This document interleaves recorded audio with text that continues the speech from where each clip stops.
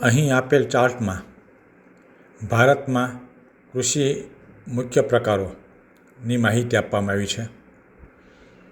એમાં જીવન નિર્વાહ ખેતી, મિશ્ર ખેતી, બાગાયતી કૃષિ, વેપારી કૃષિ અને ઝૂમ ખેતી આટલી માહિતી આમાં આપેલી છે. વિશેષ ખેતી પદ્ધતિઓમાં નીચે માહિતી એક ચાર્ટમાં આપેલી છે, તો ક્રમશઃ એની આપણે માહિતી જોઈએ. પેલું છે જીવન નિર્વાહ કૃષિ. અહીંયા સામે ચિત્ર આપેલું છે. આ ખેતીમાં નાના ખેતરો અને પરંપરાગત સાધનો દ્વારા મુખ્યત્વે કુટુંબના ભરણપોષણ માટે ઉત્પાદન થાય છે. તમે જુઓ ચિત્રમાં સ્પષ્ટ દેખાય છે. એને કહેવાય જીવન નિર્વાહ ખેતી અથવા જીવન નિર્વાહ કૃષિ. હવે આમાં જે પાકો થાય છે નીચે આપ્યું છે, બરોબર, ઘઉં ચોખા જેવા. ત્યાર પછી મિશ્ર ખેતી. જુઓ ચિત્ર બરોબર નિરખીને જુઓ એટલે મિશ્ર ખેતી તમને સમજાઈ જશે. ખેતીની સાથે પશુપાલન પ્રવૃત્તિ કરી વધારાની આવક મેળવવાની આ એક સંયુક્ત પદ્ધતિ છે જે ચિત્રમાં તમને દેખાય છે. જુઓ ખેતી સાથે પશુપાલન, પછી મરઘા બતકા ઉછેર, જો ત્યાં ચિત્ર દેખાય છે. આ મિશ્ર ખેતી. ત્યાર પછી બાગાયતી કૃષિ.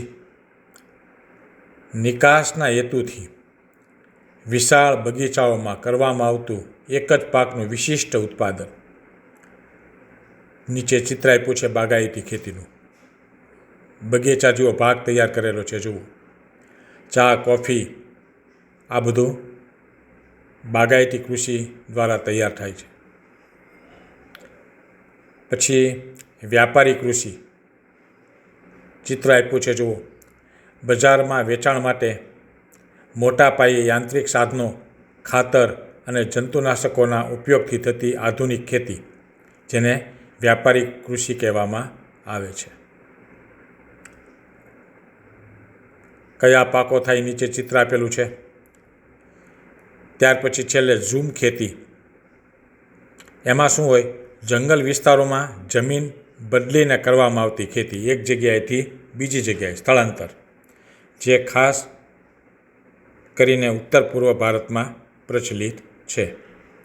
પછી એક નાનકડો છેલ્લો ચાર્ટ આપ્યો છે ખેતીના પ્રકાર અને એમાં જે મુખ્ય પાક છે એ જીવન નિર્વાહ ખેતી છે.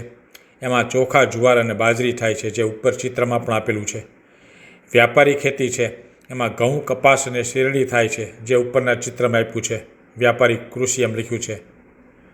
અને બાગાયતી, જે ઉપર ચિત્ર આપ્યું છે, એમાં ચા, કોફી અને રબર જેવા પાકો થાય છે. તો મિત્રો, ભારતમાં કૃષિ મુખ્ય પ્રકારો એનો આખો ચાર્ટ તમારી સામે રજૂ કર્યો. ધન્યવાદ. આવી અવનવી માહિતી તૈયાર કરવા માટે મધુસૂદન પાઠક સાહેબની આ યુટ્યુબ ચેનલને લાઇક અને સબસ્ક્રાઇબ કરવાનું ભૂલશો નહીં. નવી શબ્દ.